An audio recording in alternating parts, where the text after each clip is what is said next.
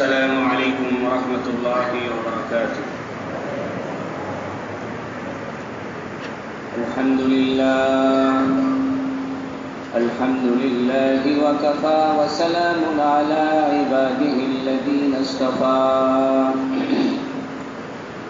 الحمد لله الذي وحده والصلاة والسلام على من لا نبي بعده. وبشانه قال جل وعلا: إن الله وملائكته يصلون على النبي يا أيها الذين آمنوا صلوا عليه وسلموا تسليما. اللهم صل على محمد وعلى آل محمد كما صليت على إبراهيم وعلى آل إبراهيم إنك حميد مجيد. اللهم بارك على محمد وعلى آل محمد كما باركت على إبراهيم وعلى آل إبراهيم إنك حميد مجيد.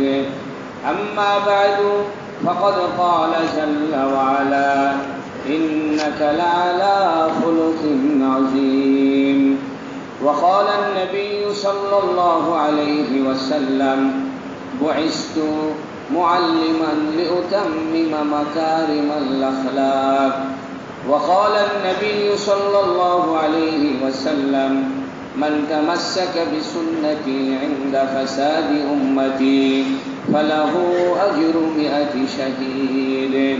رب زدني علما، رب اشرح لي صدري ويسر لي أمري واحلل عقدة من لساني يفقه قولي. رب يسر ولا تعسر وتمم علينا بالخير. ربنا ظلمنا أنفسنا وإن لم تغفر لنا وترحمنا لنكونن من الخاسرين. سبحانك لا علم لنا إلا ما علمتنا إنك أنت العليم الحكيم. اللهم طهر قلبي عن غيرك ونور قلبي بنور معرفتك أبدا أبدا يا الله يا الله يا الله.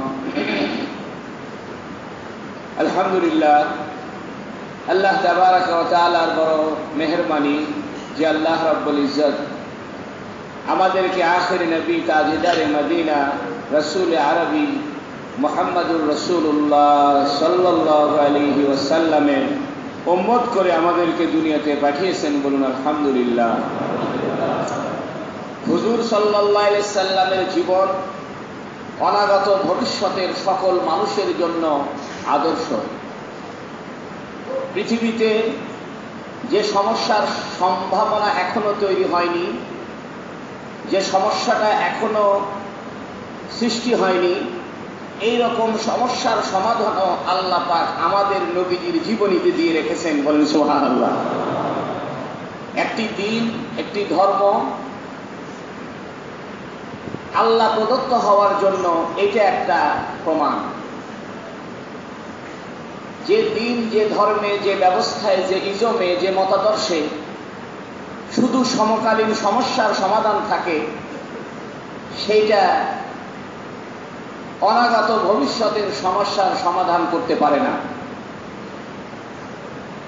ইসলাম এমন একটি জীবন ব্যবস্থা, যে জীবন ব্যবস্থায় যে সমস্যাটা অতীতে ছিল সেটারও সমাধান আছে, যে সমস্যাটা বর্তমান চলমান এটারও সমাধান আছে, যে সমস্যাটা ভবিষ্যতে আসতে পারে সেইটারও সমাধান আছে। সুবহানাল্লাহ। এই জন্য ইসলামের গণ্ডি, ইসলামের সীমানা এত প্রশস্ত যে মানুষ যে সমস্যার চিন্তাই করতে পারে না, এরকম সমস্যার সমাধানও আল্লাহ পাক ইসলামে রেখেছেন।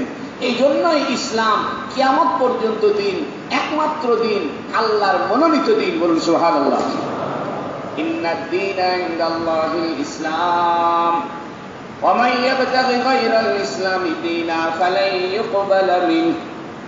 আল্লাহ পাক বলছেন ইন্নাদ দীনা, অবশ্যই দিন। দিন কাকে বলে? দিন এটা একটা ব্যাপক ইসলামী পরিভাষা। দিনের শাব্দিক অর্থ হলো যেমন আচরণ করবে তেমন পাবে। হাদিস শরীফে আছে কামা তাদিনু তুদানু, যেমন করবে তেমন পাবে। দিন বলা হয় কিছু কার্যকলাপ, যে কার্যকলাপের প্রতিদান তুমি পাইবা, এরকম কিছু কার্যকলাপের সম্মিলিত হলো দিন।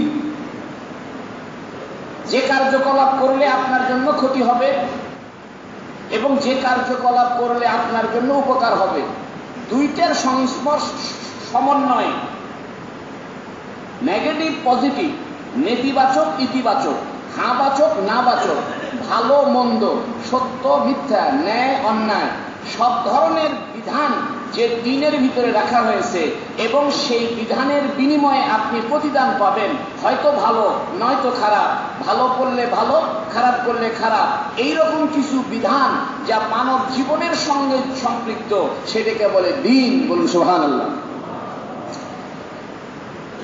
যেমন হাদিস শরীফে আছে কামা তাদিনু তুদানু, তুমি যেমন কর্ম করবে তেমন ফল পাবে। দিনের আরেকটি ব্যাখ্যা হলো হিসাব। যেমন মালিক ইয়াউমিদ্দিন, আল্লাহ পাক দিনের দিবসের মালিক। ইয়াউম মানে দিন, দিন মানে হলো জীবন ব্যবস্থা। আমরা বলি আল্লাহ পাক বিচার দিবসের মালিক, মালিকি ইয়াউমিদ্দিন। ইয়াউম শব্দের অর্থ দিন, দিবস, আর দিন শব্দের অর্থ হলো মানুষের জীবন পরিচালনার বিধান।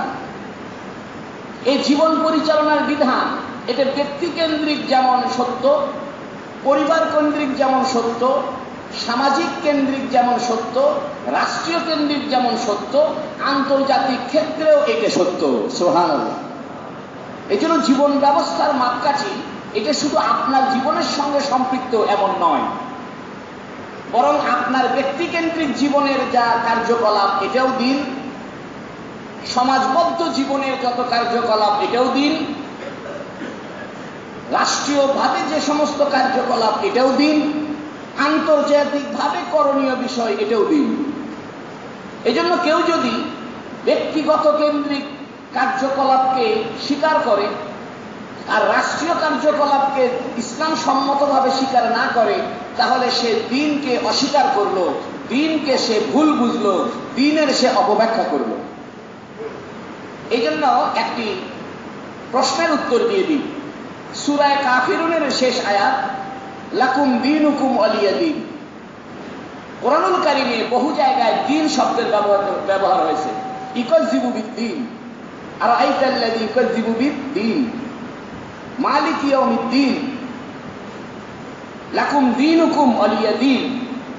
কোরআনুল কারীমে দিন শব্দটা ব্যাপক আকারে ব্যবহার হয়েছে। লাকুম দীনুকুম ওয়ালিয়া দীন, এখানে যে দিনের ব্যবহার হয়েছে এটা হলো ধর্মীয় বিশ্বাসের ক্ষেত্রে। এই জন্য কাফেররা নবী আলাইহিস সালামকে বলতো, মুহাম্মদ তোমার জীবন ব্যবস্থা ভালো, তুমি যে ধর্ম প্রচার করো এটা ভালো, পছন্দনীয় আমাদের কাছে, কারণ তোমার ধর্মে মিথ্যা কথা নাই, তোমার ধর্মে ধোঁকাবাজি নাই, তোমার ধর্মে ব্যভিচার নাই, মদ্যপান নাই, কারণ মদ্যপান করলে মানুষের মস্তিষ্ক বিকৃত হয়ে যায়, সামাজিকভাবে বিশৃঙ্খলা সৃষ্টি হয়, এগুলো তোমার দিনে নাই। তবে আমাদের একটা সমস্যা হলো, তুমি যে আমাদের বাপ দাদার ধর্মের বিরোধিতা করো, মূর্তির বিরোধিতা করো, এখানে আমাদের আপত্তি। কাফেরদের আপত্তি ছিল ঈমান কেন্দ্রিক, মাবুদ কেন্দ্রিক, স্রষ্টা কেন্দ্রিক। এই জন্য কাফেররা বলেছিল, হে মুহাম্মদ 6 মাস তোমার দিন চলুক, 6 মাস আমাদের দিন চলুক।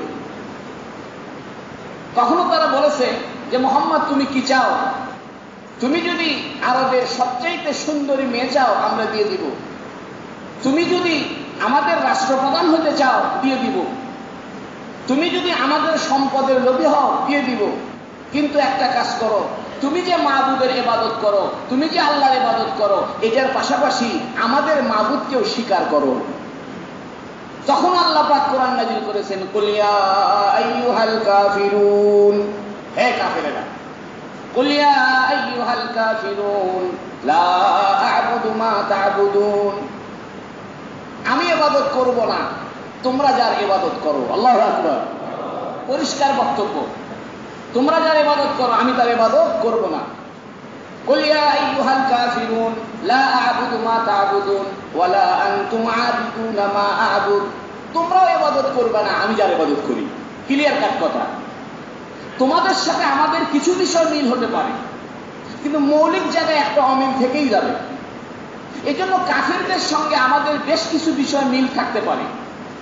যেমন কাফেররাও ন্যায় বিচার চায়, আমরাও ন্যায় বিচার চাই।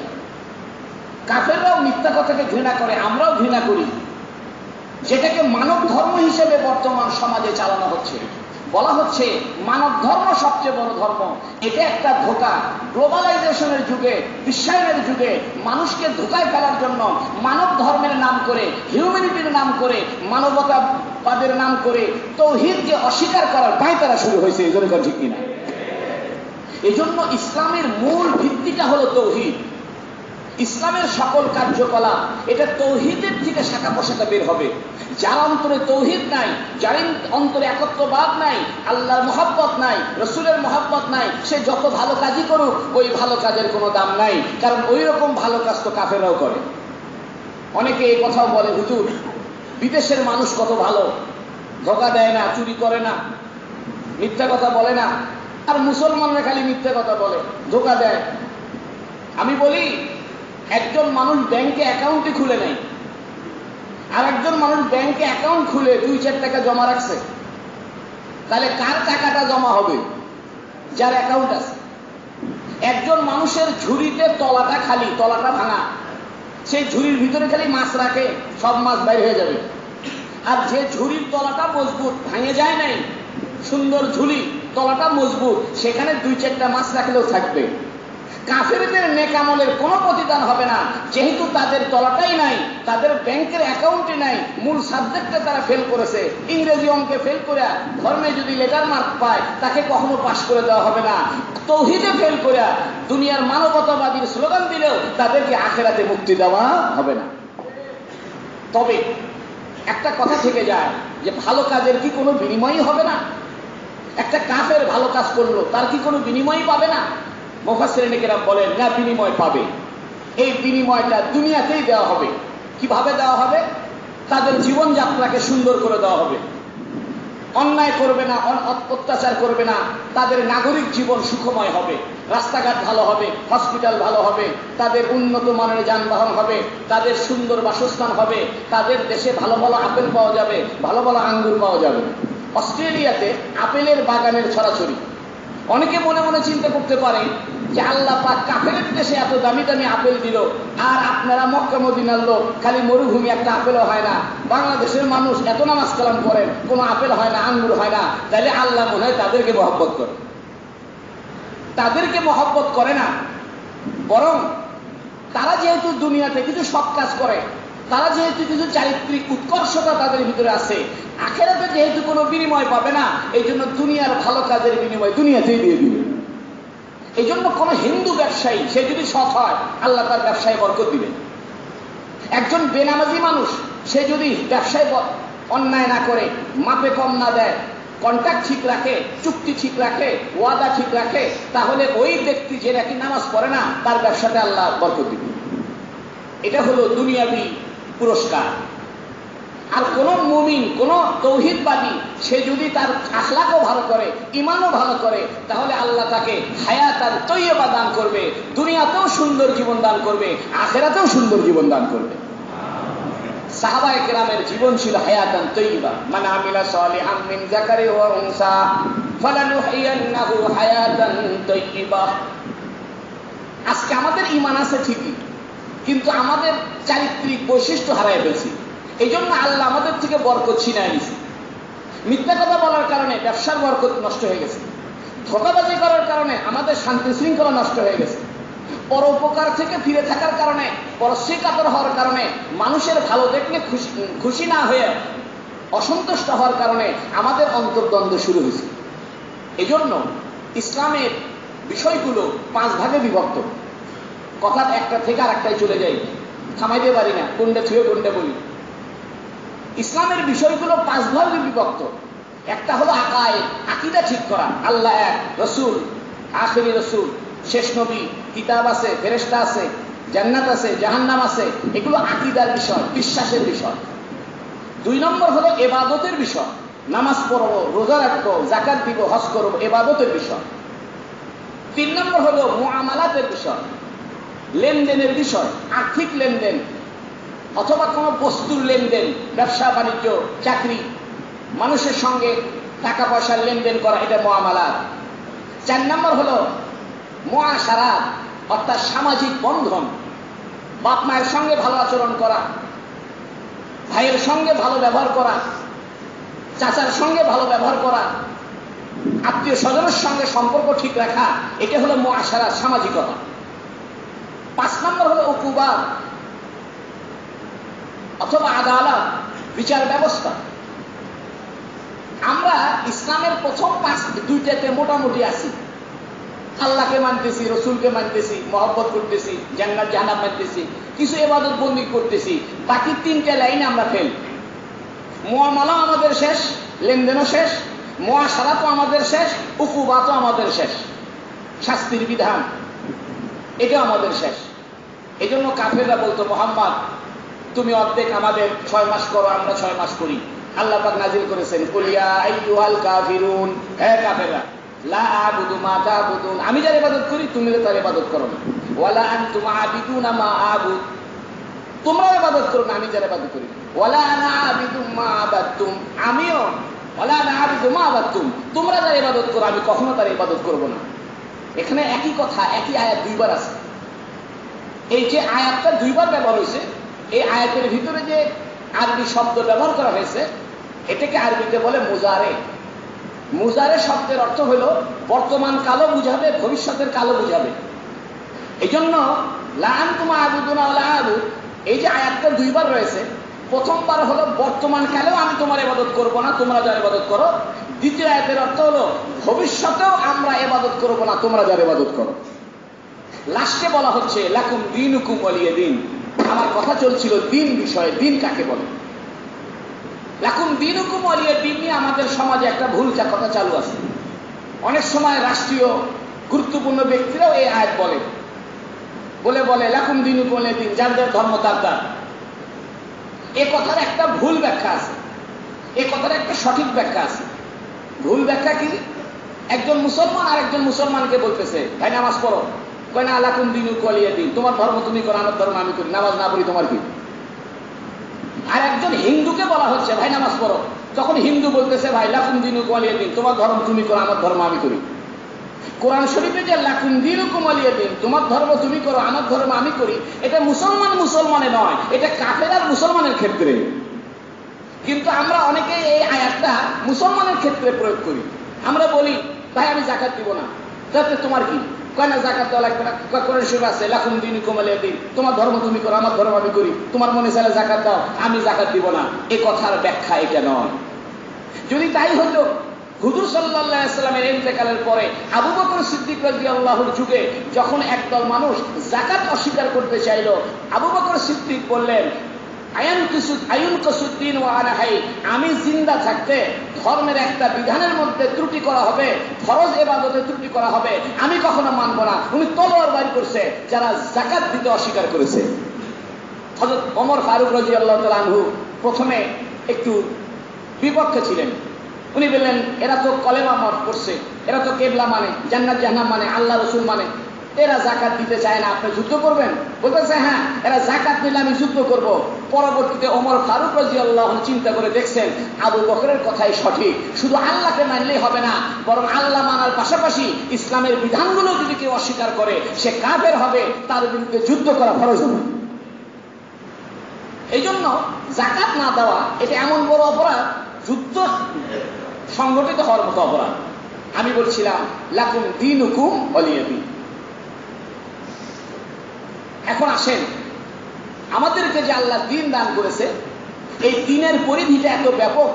অতীতের সমস্যারও সমাধান আছে, বর্তমানের সমস্যারও সমাধান আছে, ভবিষ্যতের সমস্যারও সমাধান আছে।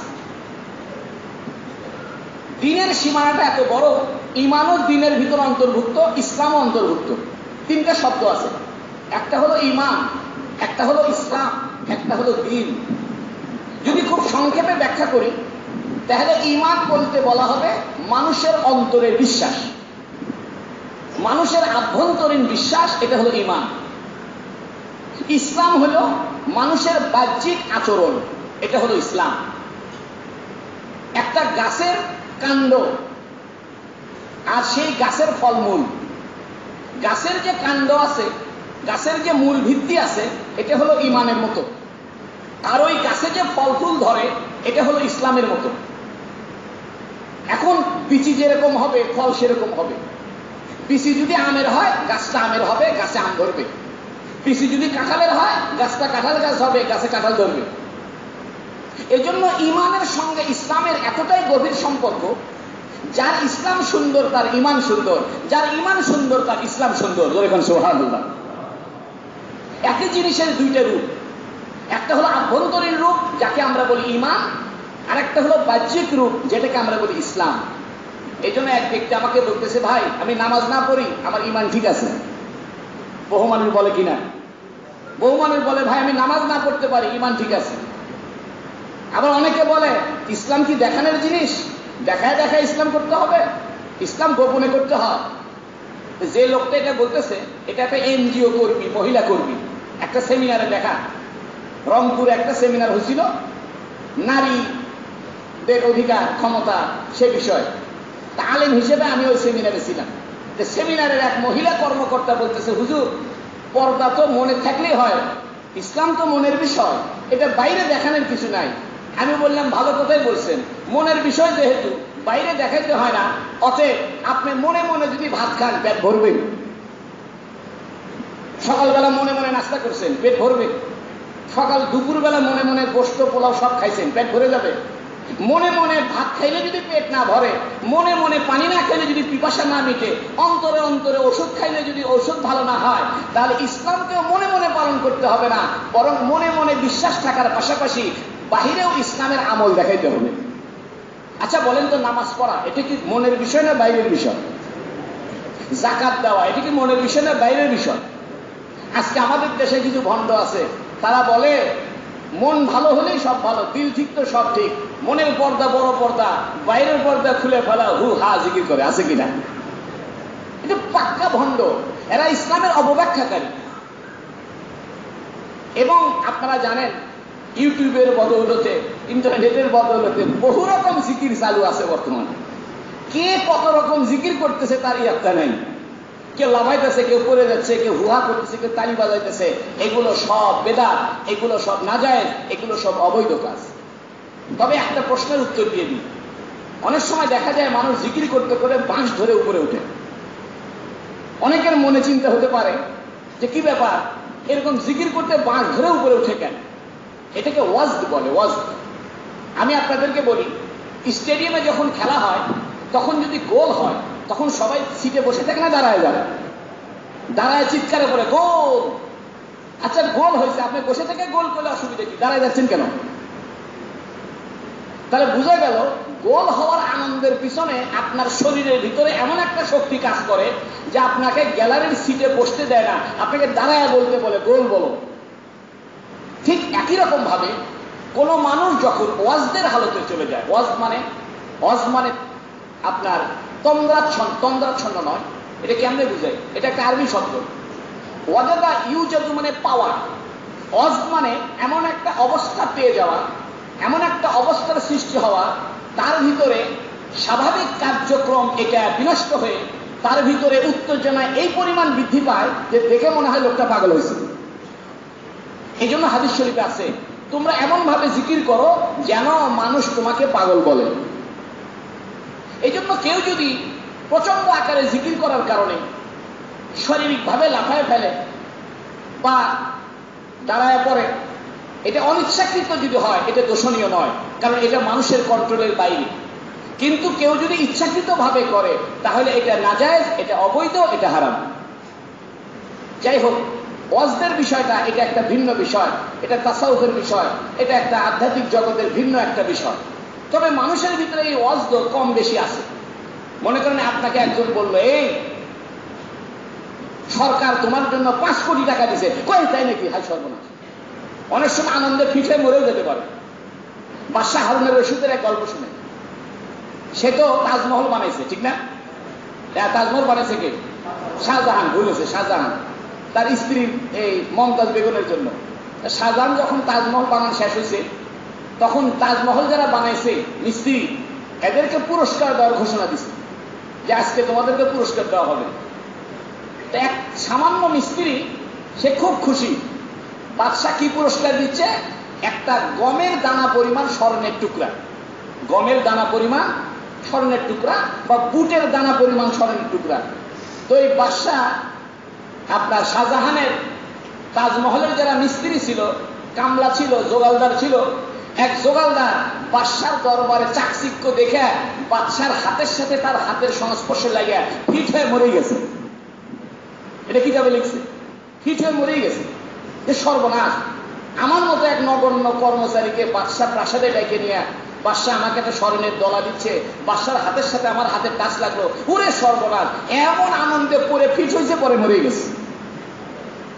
একই রকম ভাবে জান্নাতের ভিতরে আল্লাহ পাক যখন নিজে কোরআন তেলাওয়াত শোনাবেন আমাদেরকে, আল্লাহর সঙ্গে যখন আমাদের সরাসরি দিদার হবে, হাজার হাজার বছর, কোন কিতাবে আছে 70,000 বছর ইমানদারেরা বেহুশ হয়ে পড়ে থাকবে। এটা হলো ওয়াজদ, এটা হলো ভিতরের তার অবস্থা। এমন অবস্থা সৃষ্টি হবে, সে আর স্বাভাবিক থাকতে পারবে না, বেহুশ হয়ে পড়ে যাবে। এই জন্য আমাদের সামাজিক জীবনেও অনেক সময় বেশি দুঃখের কথা শুনলে ফিটে পড়ে যায়। কাউকে যদি বলা হয় তোমার বাপ মরে গেছে, তো মহিলারা আগে দাবি লাগে। অধিকাংশ মহিলা তার বাপ মা মরার কথা শুনলে কি লাগে? দাবি লাগে। পরে তারা আবার পানি পুনি ছিটিয়ে তাজা করা লাগে। এটা কেন হয়? অতিরিক্ত দুঃখ পাওয়ার কারণে। ঠিক অতিরিক্ত আনন্দে মানুষের ভিতরে বিপর্যয়, মানুষের ভিতরে অস্থিরতা সৃষ্টি হতে পারে। এটা অনিচ্ছাকৃত হলে পরে বৈধ হবে, ইচ্ছাকৃত হলে পরে এটা নাজায়েজ হবে। আপনারা জানেন কিনা, যারা খুব বেশি পরিমাণ জিকির করে তাদের শরীরের লোমকূপ পর্যন্ত জিকির করে। সুবহানাল্লাহ। যারা খুব বেশি পরিমাণ আল্লাহকে ডাকে, আল্লাহ আল্লাহ বলতে না বলতে তাদের শরীরের লোমগুলো দাঁড়ায় যায়। ইয়াকশাইরু জুলুদুহুম, কোরআন শরীফে আছে, তাকশাইরু জুলুদুহুম, যে তাদের চামড়াগুলো প্রকম্পিত হয়ে ওঠে, খারাপ হয়ে ওঠে, শিউরে ওঠে। এবং আরো জানবেন, যারা নাকি নিয়মিত আল্লাহর জিকির করে, 24 ঘন্টা আল্লাহর জিকির করে, ধীরে ধীরে ধীরে ধীরে এদের থুতুগুলো মিষ্টিতে পরিণত হয়। এটা সত্য, মিথ্যা নয়, বানানো নয়। আপনি করে দেখেন, দুর্গন্ধ চলে যায়, সুগন্ধ পয়দা হয়। হাফেজ হুজুর রহমতুল্লাহ আলাইহি, উনি আতর না লাগাইলেও মনে হতো আতর দিছে। হুজুর সাল্লাল্লাহু আলাইহি সাল্লাম যে রাস্তা দিয়ে হেঁটে যেতেন, আতর দেওয়া লাগে নাই। নবী আলাইহিস সালাম কোন রাস্তা দিয়ে হেঁটে গেলে ওই রাস্তা আতরের ঘ্রাণে ভরে যেত। এটা কেন? তার আত্মিক পবিত্রতার কারণে। মানুষের বাহ্যিক পবিত্রতার জন্য যেমন মানুষ আতর লাগায়, মানুষের কলবের পবিত্রতার জন্য, মানুষের রুহের পবিত্রতার জন্য, মানুষের অন্তরের পবিত্রতার জন্য মানুষ যদি অধিক পরিমাণে জিকির করে, তাহলে তার শরীর থেকে অটোমেটিক একটা সুঘ্রাণ বের হতে পারে। এটা জিকিরের প্রভাব, এটা জিকিরের প্রভাব। আর মানুষ যখন গুনাহ করে, তখন তার গুনাহের প্রভাবে তার শরীর থেকে দুর্গন্ধ বেরোতে পারে। একটা ঘটনা বলি। ইমামে আজম আবু হানিফা রাহমাতুল্লাহ আলাইহি কুফার জামে মসজিদে নামাজ পড়ার জন্য ঢুকতেছেন। তো দেখে এক যুবক ওযু করতেছেন। ইমাম আবু হানিফা রাহমাতুল্লাহ নাকে কাপড় দিয়ে বলতেছে, হাইরে দুর্গন্ধ, হাইরে দুর্গন্ধ। তো লোকজন বলতেছে, হুজুর আমরা সবাই তো আছি, কেউ তো দুর্গন্ধ পাই না, আপনি দুর্গন্ধ কোত্থেকে পান? কেন যেন এই যুবকটা ওযু করতেছে আর এই ওযুর পানির থেকে খালি দুর্গন্ধ পাইতেছে আমি। পরে ওই যুবককে ইমাম আবু হানিফা রাহমাতুল্লাহ জিজ্ঞেস করছে, বাবা তুমি কি আমল করছো? তো গোপনে বলছে, হুজুর আর বলেন না, খুব দুঃখের কথা, খুব শরমের কথা। আমি আল্লাহকে ভুলে গিয়ে নাউজুবিল্লাহ জিনা করছিলাম, কিন্তু অপরাধ বুঝতে পারে আমি আল্লাহর ঘরে মসজিদে আসছি তওবা করার নিয়তে, যে ভালো করে ওযু করে একদম খাঁটি দিলে তওবা করব। ইমাম আবু হানিফা রাহমাতুল্লাহ আলাইহি বলেন, হাদিস শরীফে আছে, অজু করার পানির সাথে মানুষের গুনাহ মাফ হয়ে যায়। এই জন্য তুমি যেহেতু খাঁটি তওবা করে মসজিদে আসছো, অজু করে নামাজ পড়বা, এই জন্য আল্লাহ তোমার জেনার গুনাহ মাফ করছে, আর অজুর পানির থেকে জেনার দুর্গন্ধ বের হচ্ছে। এখানে একটা প্রশ্ন, জেনা করেই কি নামাজ পড়লে মাফ হবে কিনা? অর্থাৎ আমি সারাদিন জেনা করবো আর অজু করবো, আমি ঘুষ খাবো আর অজু করে 2 রাকাত নামাজ পড়বো, তাহলে আমার গুনাহ মাফ হবে কিনা? গুনাহ মাফ হওয়ার জন্য তওবা শর্ত। ওই যুবকটা শুধু অজুর পানির কারণে তার গুনাহ মাফ হচ্ছে না, বরং অজুর পানির পিছনে তার তওবা আছে, খাঁটি তওবা করেছে। এই খাঁটি তওবার কারণে, আর হাদিস শরীফে যেহেতু আছে, গুনাহ যখন মানুষ অজুর অঙ্গ ধৌত করে, আল্লাহ পাক তার অঙ্গের গুনাহগুলো মাফ করে দেয়। এই জন্য ইমাম আবু হানিফা রাহমাতুল্লাহ ফতোয়া দিতেন যে কবিরা গুনাহ অজু করলে মাফ হয়ে যায়। তো উনার ছাত্র ইমাম মুহাম্মদ রহমতুল্লাহ আলাইহি, আবু ইউসুফ রহমতুল্লাহ আলাইহি, তারা বলছেন, হুজুর এই ফতোয়া কিসের জন্য আপনি দেন? যে কবিরা গুনাহ মাফ হয়ে যাবে অজু করলে, তাহলে দুনিয়ার মানুষ তো খালি কবিরা গুনাহ করবে আর অজু করবে। এই ফতোয়া আপনি দিয়েন না, মানুষ খালি গুনাহ করে অজু করবে আর মনে করবে গুনাহ মাফ হয়েছে। ইমাম আবু হানিফা সাহেব বলছে যে অজু করলে কি হয়? কবিরা গুনাহ মাফ হয়। তারপরে উনি এই ফতোয়া রুজু করছেন। এটা ইমাম আবু হানিফার বুজুর্গির কারণে, এটা ইমাম আবু হানিফা রাহমাতুল্লাহ আল্লাহওয়ালা হওয়ার কারণে গুনাহের রং বুঝতে পারছে, একই রকম ভাবে জিকিরের রঙও বুঝতে পারছে। যেরকম সুবহানাল্লাহ, জিকিরের প্রভাব এটা শুধু মানুষ টের পায় না, গাছপালাও টের পায়। এই জন্য কারি ইব্রাহিম সাহেব রহমতুল্লাহ আলাইহি, উজানির কারি ইব্রাহিম সাহেব রহমতুল্লাহ আলাইহি যে ঘরের মধ্যে জিকির করতেন, সেই ঘরের আশেপাশের গাছগুলা ওনার জিকিরের সঙ্গে ঝাঁকাঝাঁকি করতো। যেরকম সুবহানাল্লাহ। আপনি বলতে পারেন সাহাবীদের যুগে কি এরকম হয়েছে, নাকি খালি কারি ইব্রাহিম সাহেবের যুগে হয়েছে? আমি বলি না, সাহাবীদের যুগে হয়েছে। একটি হাদিসে আছে, হযরত আবু বকর রাদিয়াল্লাহু তাআলা আনহু একটা পাহাড়ের একটু উপরে উঠা কিছু পাথর হাতে নিছেন। যেই না হাতে নিছেন, পাথর জিকির করা শুরু করছে, সুবহানাল্লাহ সুবহানাল্লাহ সুবহানাল্লাহ। পাথর নামায় রাখছে, জিকির বন্ধ হয়ে গেছে। এরপর হযরত ওমর রাদিয়াল্লাহু তাআলা আনহু আসছে, উনার সঙ্গে বসতেন গল্প করার জন্য। বসে উনিও ওই পাথর হাতে নিছে, পাথরের থেকে আওয়াজ বের হচ্ছে, সুবহানাল্লাহ সুবহানাল্লাহ সুবহানাল্লাহ। পাথর রেখে দিছে, জিকির শোনা যায় না। বুঝা গেল বিসাব্বিহু লিল্লাহি মা ফিস সামাওয়াতি ওয়াল আরদ। আল্লাহ পাক বলেন, আসমান জমিনের সবকিছু আল্লাহর তাসবিহ পড়ে। একটা পাথরও আল্লাহর জিকির করে, একটা গাছের পাতাও আল্লাহর জিকির করে, নারিকেলের পাতাও আল্লাহর জিকির করে, সাগরের পানিগুলো আল্লাহর জিকির করে, পিপিলিকা আল্লাহর জিকির করে। যারা জিকির করে তারা ওই পিপিলিকার জিকিরের আওয়াজ টের পায়। যেরকম সুবহানাল্লাহ। হযরত সুলাইমান আলাইহিস সালাম জীবজন্তুর কথা বুঝতেন। কেন? কারণ সুলাইমান আলাইহিস সালাম এত পরিমাণ জিকির করানেওয়ালা ছিলেন যে সুলাইমান আলাইহিস সালামের জিকিরের প্রভাবে আল্লাহ পাক সুলাইমান আলাইহিস সালামকে এই মুজিজা দান করেছে যে সুলাইমান আলাইহিস সালাম পিপিলিকার কথা বুঝতো, বাতাসের কথা বুঝতো, গাছের কথা বুঝতো, সমস্ত মখলুকাতের কথা তিনি বুঝতেন। যেরকম সুবহানাল্লাহ। প্রশ্ন হতে পারে, আমাদের নবীর চাইতে সুলাইমান নবীর মুজিজা কি দামি হয়ে গেল? আমাদের নবী কি তো এরকম গাছের কথা, এরকম পিঁপড়ার কথা শুনছে বলে তো প্রমাণ নাই। ভুল কথা, প্রমাণ আছে। আমাদের নবীজির সঙ্গে হরিণ কথা বলছে। যেরকম সুবহানাল্লাহ। এক ব্যক্তি হরিণকে ধরে আনছে, ধরে এনে বাঁধে রাখছে। নবী আলাইহিস সালাম ওই দিক দিয়ে যাইতেছেন, তো হরিণ নবীকে বলতেছে, ইয়া রাসূলুল্লাহ, আপনার এক সাহাবী আমাকে ধরে আনছে, আমার বাচ্চা আমি ফেলে রেখে আসছি, আমার বাচ্চা দুগ্ধপোষ্য বাচ্চা, আপনার সাহাবী আমাকে ধরে আনার কারণে আমার বাচ্চা কষ্ট পেতেছে, আপনার সাহাবীকে বলেন আমাকে ছেড়ে দিক, আমি আমার বাচ্চাকে দুধ খেয়ে আসে আবার ধরা দিব। যেরকম সুবহানাল্লাহ। এই জন্য হুজুর সাল্লাল্লাহু আলাইহি ওয়াসাল্লাম হরিণের কথা বুঝতেন। হুজুর সাল্লাল্লাহু আলাইহি ওয়াসাল্লাম যেহেতু সমস্ত নবীদের শেষ নবী, সমস্ত নবীদের সারাংশ নবী, এই জন্য হুজুর সাল্লাল্লাহু আলাইহি ওয়াসাল্লামের ভিতরে পূর্ববর্তী সমস্ত নবীদের মুজিজার অংশ বিশেষ দান করা হয়েছে। আর নবীকে সবচেয়ে বড় যে মুজিজা দান করা হয়েছে এটা হলো কোরআনুল কারীম। বলেন সুবহানাল্লাহ। যাই হোক, দিন বিষয়ে কথা বলতে গিয়া ব্যাপক কথা বলে ফেললাম। আমার আজকে উদ্দেশ্য ছিল যে দ্বীনের ব্যবস্থায় ইসলামের ভিতরে অতীতকালের সমস্যার সমাধান আছে, বর্তমানের সমস্যার সমাধান আছে, ভবিষ্যতের সমস্যার সমাধান আছে। একটা উদাহরণ দিলে বিষয়টা পরিষ্কার হবে। হুজুর সাল্লাল্লাহু আলাইহি সাল্লাম 25 বছর বয়সে 40 বছরের খাদিজাতুল কুবরাকে বিয়ে করেছেন। এটা একটা অসামঞ্জস্যপূর্ণ বিবাহ। কারণ ছেলের বয়স কম, মেয়ের বয়স বেশি। তাও বেশি শুধু না, 15 বছরের বেশি। আচ্ছা, আমাদের সমাজে কেউ কি এরকম মেয়ে বিয়ে করবে? কবিতার মাথা খারাপ হয়েছে, ছোট থেকে বিয়ে করবেন। এখন তো আরো যুবকেরা 10-12 বছরের কম মেয়ে বিয়ে করতে চায়, অর্থাৎ নিজে বুড়া হয়ে যাবে, বউ যত বুড়ি না হয়। এই জন্য সে আগে ভাগে চিন্তা করে 8-10 বছরের ছোট থেকে বিয়ে করবে। কিন্তু হুজুর সাল্লাল্লাহু আলাইহি সাল্লাম যে বিবাহটা করেছেন, এটা সম্পূর্ণ অসামঞ্জস্য দেখা যাচ্ছে। নবীর বয়স 25, রসুলের বয়স কত? নবীর বয়স 25, খাদিজা রাদিয়াল্লাহু আনহার বয়স কত? 40। আবার একটা অপোজিট জিনিস দেখেন, হুজুর সাল্লাল্লাহু আলাইহি সাল্লামের বয়স প্রায় 53 অথবা 52 প্লাস, অর্থাৎ মদিনায় যাওয়ার পরে, হিজরতের পরে হুজুর সাল্লাল্লাহু আলাইহি ওয়াসাল্লাম বিয়ে করলেন আয়েশা সিদ্দিকাকে। তার বয়স তখন 6 বছর, আর 9 বছর বয়সে তিনি নবীর ঘরে সংসারে ঢুকছেন। সুবহানাল্লাহ। এই দুইটা ঘটনা পরস্পর বিরোধী ঘটনা। আপনারা কি বুঝতেছেন? এই দুইটা ঘটনা পরস্পর বিরোধী ঘটনা। একটা হলো প্রান্তিক ঘটনা, অর্থাৎ খাদিজার বয়সই বেশি 15 বছর, আর একটা হলো 53 থেকে 6 বাদ দিলে 47, যদি 9 বাদ দেন তাহলে 43। প্রায় 43 বছরের ডিফারেন্সে একজন পুরুষ একটা মেয়েকে বিয়ে করতেছে।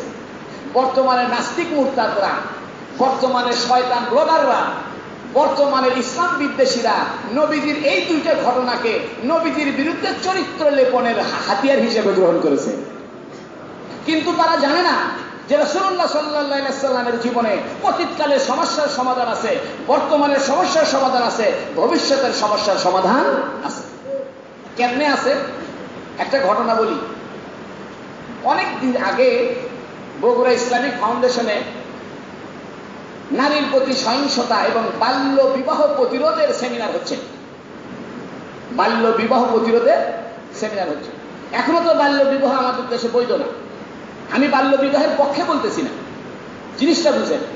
তো সেমিনারে আমি আসি, তো সবাই বক্তব্য দিল। সিভিল সার্জন সাহেব, বড় বড় সরকারি কর্মকর্তা বক্তব্য দিল, বাল্য বিবাহ আইন তো দণ্ডনীয় কাম, এই হয়েছে সেই হয়েছে। তা আমার পালা যখন আসলো, আমি বললাম আপনারা এমন ভাবে কড়া করে বক্তব্য দিলেন, এই সব বক্তব্য নবীর বিরুদ্ধে যায় লাগলো। যেরকম ঠিক কিনা? কারণ নবী বিয়ে করছেন কাকে?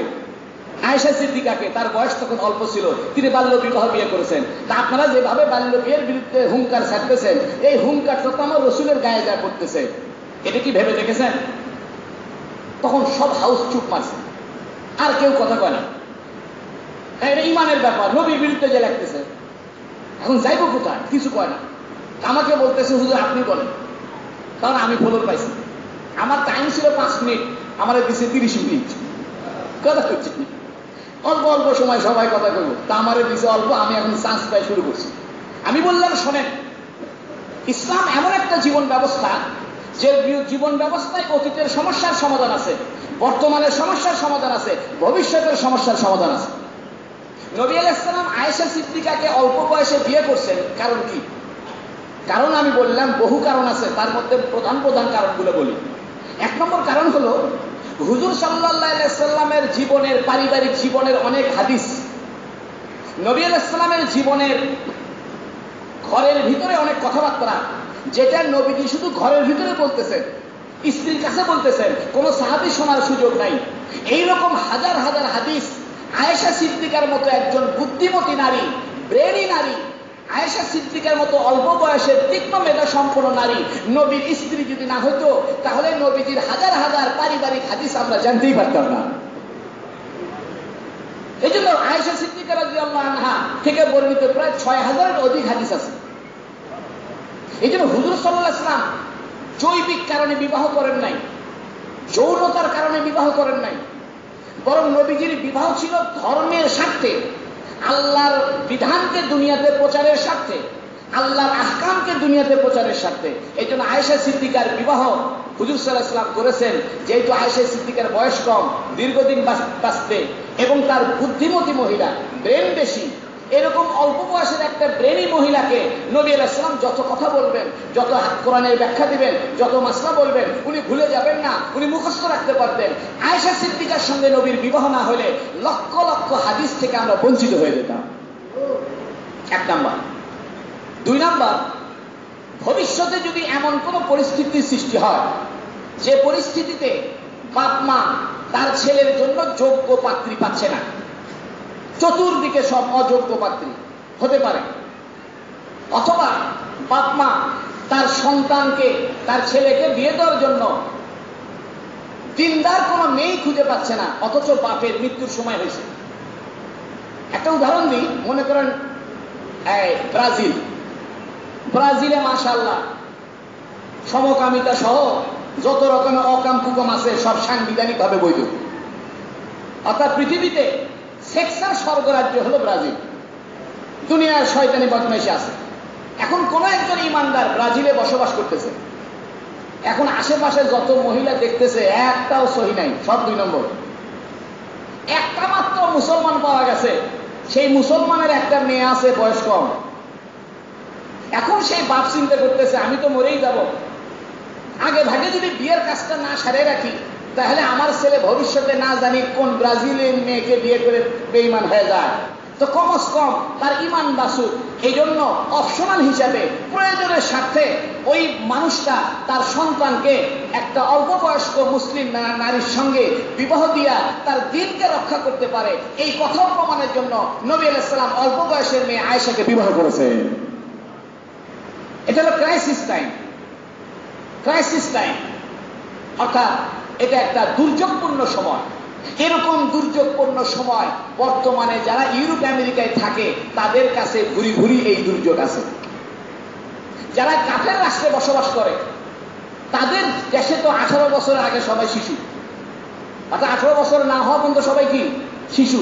এরা শিশু অবস্থায় সন্তানের মা হয়ে যাচ্ছে, তাও শিশু। বুঝছেন এই কথা? শিশু অবস্থায় কি হয়ে যাচ্ছে? সন্তানের মা হয়ে যাচ্ছে, তাও শিশু আছে। এই জন্য আয়েশা সিদ্দিকা রাদিয়াল্লাহু আনহাকে নবী আলাইহিস সালাম বিবাহ করেছেন। 1 নম্বর, দ্বীনের প্রচারের স্বার্থে একজন বুদ্ধিমতী ব্রেনি মেয়ের দরকার ছিল। 2 নম্বর, ক্রাইসিস মুহূর্তে যাতে মানুষ অল্প বয়সে মেয়েকে বিবাহ করার বৈধতা থাকতে পারে, এই জন্য নবী আলাইহিস সালাম আয়েশা সিদ্দিকার বিবাহ করে এটা বৈধতার সুযোগ দিয়েছেন। তবে হুজুর সাল্লাল্লাহু আলাইহি ওয়াসাল্লাম নিজে ফাতেমা রাদিয়াল্লাহু আনহাকে বিয়ে দিয়েছেন 17 বছরের পরে। অর্থাৎ হুজুর সাল্লাল্লাহু আলাইহি ওয়াসাল্লামের যে কন্যা ফাতেমা রাদিয়াল্লাহু আনহা, তাকে যখন নবীজি বিবাহ দেন তখন ফাতেমার বয়স ছিল 17 প্লাস 18। কেউ বলছে 18, কেউ বলছে 17, কেউ বলছে মাঝামাঝি। অর্থাৎ আমরা ধরে নিতে পারি 17 পার হয়ে 18-র ঘরে। নবী আলাইহিস সালাম বিয়ে করলেন আয়েশা সিদ্দিকাকে, কিন্তু নবী আলাইহিস সালাম তার মেয়ে ফাতেমাকে বিয়ে দিলেন 18 বছর বয়সে। এর দ্বারা বোঝা যায় হুজুর সাল্লাল্লাহু আলাইহি সাল্লামের যে জীবন, এই জীবনের সব বিষয় আমাদের জন্য অনুকরণীয় নয়। যেমন নবী আলাইহিস সালাম 4টে বিয়ে করছেন, 11টা বিয়ে করছেন। আমরা কি 11টা বিয়ে করতে পারবো? নবী আলাইহিস সালাতু ওয়াস সালামের স্ত্রীগণ আমাদের মা, তাদেরকে আর কেউ বিয়ে করতে পারবে না। তা আমাদের বউদেরকে আপনারা বিয়ে করতে পারবেন কিনা? আমি আমার বউকে ছেড়ে দিলাম, আপনারা কেউ বিয়ে করবেন, অসুবিধার কিছু নাই, শরমের কিছু নাই। কিন্তু নবী আলাইহিস সালামের ইন্তেকালের পরে নবী আলাইহিস সালামের কোন স্ত্রীকে কিয়ামত পর্যন্ত কেউ বিবাহ করতে পারবে না। এটা নবীর জন্য বিশেষ। নবীর জন্য কিছু বিশেষ বিশেষ কাজের অনুমোদন আছে, তার ভিতরে একটা হলো আয়েশা সিদ্দিকাকে বিবাহ করা। এই জন্য নবী আলাইহিস সালামের বিশেষ কার্যের অনুমোদনের ক্ষেত্রে আয়েশা সিদ্দিকাকে নবী বিয়ে করছেন, এই কথা বলে নাস্তিক মুরতাদরা, এই বদমাইশরা, ধর্মের শত্রুরা নবীর চরিত্র হননের যে প্রচেষ্টা চালায়, এটা একদম মিথ্যা, এটা একদম অন্তঃসার শূন্য, এটার কোনো দাম নাই। যেরকম ঠিক কিনা? কারণ যিনি মডেল হবেন তিনি অনাগত ভবিষ্যতের সমস্যার সমাধান দিতে হবে। নবী আলাইহিস সালাম যদি বাল্য বিবাহ না করতেন তাহলে ওই মানুষটা বিপদে পড়ে যেত, যে মানুষটা ক্রাইসিস মুহূর্তে তার ছেলেকে বিয়ে দিতে হচ্ছে, তার ছেলের দ্বীন ঈমান রক্ষার স্বার্থে। ওই ক্রাইসিস মুহূর্তকে প্রমাণের জন্য নবী আলাইহিস সালাম আয়েশা সিদ্দিকাকে বিবাহ করেছেন। এটা নবী আলাইহিস সালামের যৌন স্বার্থ চরিতার্থ করার জন্য নয়। দ্বিতীয় কথা হলো, নবী আলাইহিস সালাম যে আয়েশা সিদ্দিকাকে বিবাহ করেছেন, এটা 53 বছর পরে, 52 বছর প্লাস সময়। নবীর প্রথম স্ত্রী ছিল খাদিজাতুল কুবরা, আর খাদিজাতুল কুবরাকে নিয়ে নবী আলাইহিস সালাম প্রায় 13 বছর সংসার করছেন। এই 13 বছর সংসারের ভিতরে নবী অন্য কোনো বিবাহ করেন নাই।